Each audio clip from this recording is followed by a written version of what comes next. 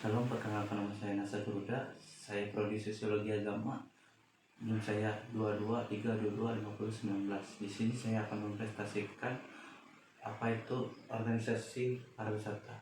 Organisasi pariwisata itu dibagi menjadi 5 bagian untuk memenuhinya. Di antaranya adalah mempunyai pengaruh dan mempunyai wewenang secara berlangsung untuk mengadakan perubahan yang besar dalam sosiologi pariwisata.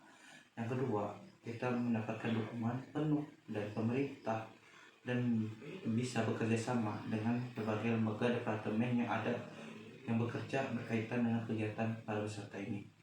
Yang ketiga, didukung juga secara penuh dan dipercaya oleh semua perusahaan-perusahaan untuk mengembangkan dan bergerak di dalam pariwisata tersebut.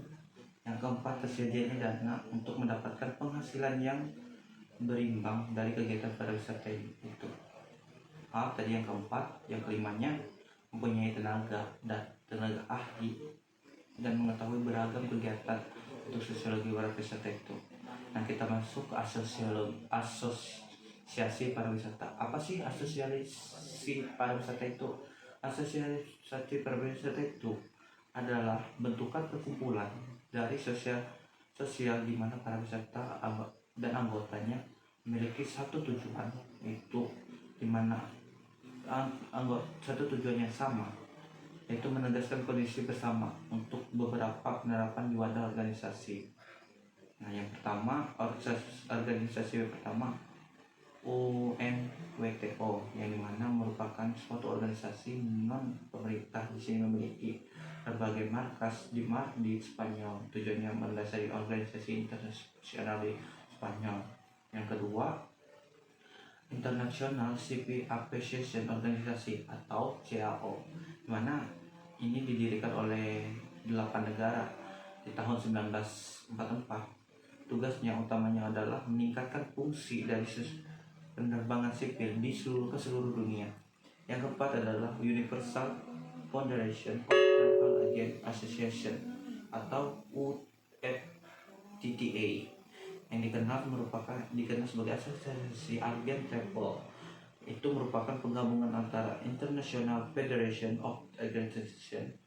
Ini dibangun pada tahun 1966, dan yang ini tujuannya dalam rangka mengakomodasi keinginan pihak travel agent mengembangkan dan mengajukan teknik-tekniknya, mengadakan penelitian dan kerjasama demi meningkatkan kualitas training untuk pencapaian profesional di dalam travel ini, menjalin kerjasama antara anggota travel dan pihak-pihak yang ini adalah tentang pariwisata internasional, mengadakan konferensi dunia. Ini yang ketiganya. Empatnya, mengadakan konferensi nasional yang terbuka di dalam perusahaan. Oke, kita masuk ke Deparnas. Deparnas adalah perencanaan nasional, merupakan organisasi nasional dibentuk oleh pemerintah. Deparnas bertugas untuk mengembangkan pariwisata nasional. Yang kedua, Bapernas adalah Badan Perencanaan Pembangunan Nasional, dibentuk oleh mandat Presiden nomor 9 tahun 1969. Nah, yang keenam adalah Deparnas Poste, yaitu Departemen Pemerintah Pos dan Telekomunikasi, untuk melaksanakan fungsi Departemen Provinsi untuk pariwisata. Nah, adapun organisasi ini dibentuk pemerintah. Organisasi yang pertama, organisasi rencana pariwisata. Yang kedua, pembinaan usaha. Dan yang ketiga, melaksanakan pembinaan usaha pos dan telekomunikasi. Dan ketujuh, di DARPA ini juga berencana untuk pariwisata dipimpin oleh kepala dinas dalam melaksanakan urutan internasional daerah. Dan yang ke-8, HRI, penghuni hotel. Ini merupakan tempat hotel atau tempat kita berhuni di dalam hotel Indonesia, merupakan organisasi nasional, tapi ini non pemerintah ya teman-teman. Dan ASISTA adalah Association of Indonesia Tour and Travel Agency, merupakan organisasi yang didirikan di Jakarta pada 1971.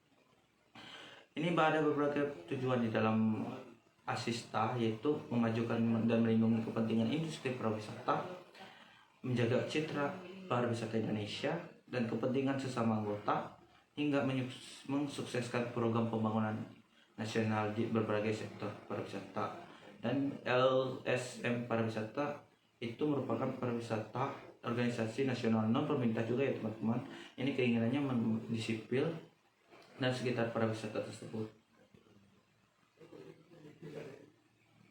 Oke, ini ada beberapa contoh di sebuah lembaga, yaitu, nah kita masuk kelompok sadar saja.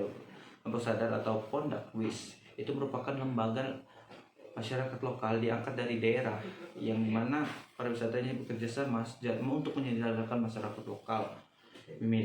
Pondakwis ini memiliki peran, yang pertama perannya kepariwisataan, yang kedua meningkatkan kepedulian terhadap pelaku wisata, dan ketiga mengawal, yang keempat meningkatkan nilai manfaat pariwisatanya. Nah, jadi rangkuman dari pembahasan saya ini adalah kinerja dan organisasi pariwisata adanya dapat dilakukan berdaya guna. Berdasarkan kinerja dan beragam kegiatan dapat diketahui oleh LSMN kelompok sadar wisata association sebagai bentuk organisasi. Nah, sekian dari dari presentasi saya. Jika ada salah kata kurang, saya minta maaf. Terima kasih.